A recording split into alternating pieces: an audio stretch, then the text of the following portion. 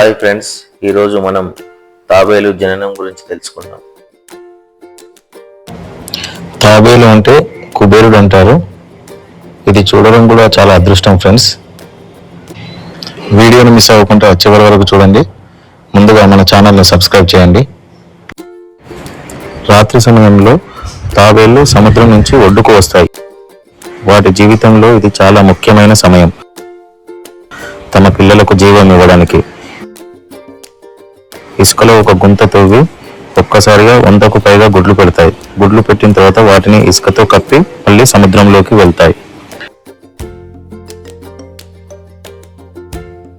ఇప్పుడు మనం చూస్తున్నది వైజాగ్లోని ఆర్కే బీచ్లోని వాలంటీర్లు ఏర్పాటు చేసినటువంటి తడకల షెడ్డు. తాబేళ్లు పెట్టినటువంటి గుడ్లను వాలంటీర్లు 45 రోజుల పాటు ఇక్కడే భద్రపరుస్తారు.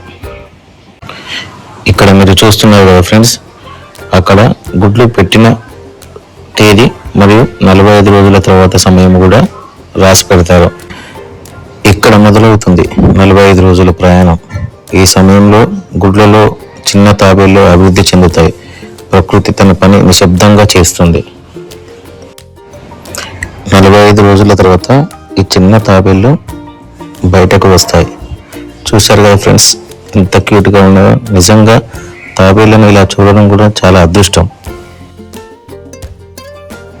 చూస్తున్నారుగా ఫ్రెండ్స్, వాలంటీర్స్ తాబేళ్లను ఎంత జాగ్రత్తగా తీసుకుని సముద్రం వైపు వెళ్తున్నారో. ఈ చిన్న తాబేళ్లను ఇలా సముద్రంలోకి వదిలేస్తారు.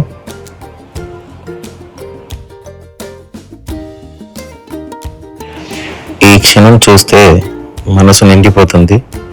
ఇలాంటి అద్భుతాలు చూడడం నిజంగా అదృష్టం. ప్రకృతిని కాపాడడం కూడా మన బాధ్యత.